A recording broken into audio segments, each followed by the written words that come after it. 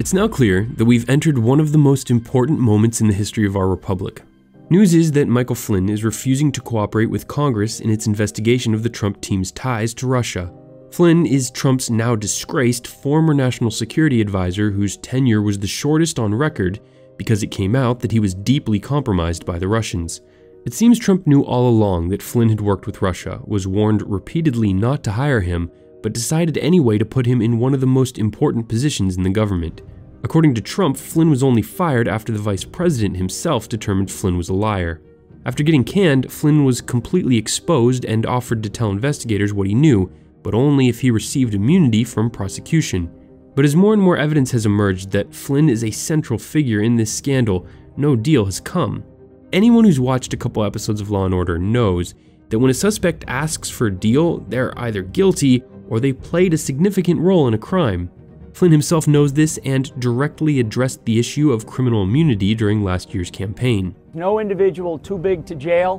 When you are given immunity, that means that you've probably committed a crime.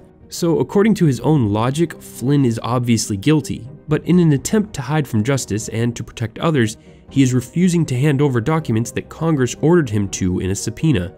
He's invoking his Fifth Amendment right not to testify against himself, but the Fifth Amendment doesn't technically give him the right to refuse a request to produce documents.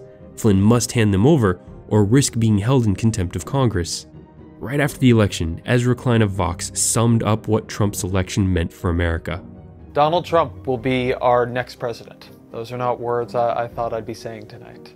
But now it's up to America's institutions and to the people within them to check his worst instincts. And here we are. Flynn's outright refusal to comply with a congressional subpoena on a matter this vital to the country is a bold, illegal move that directly challenges the integrity of our democracy.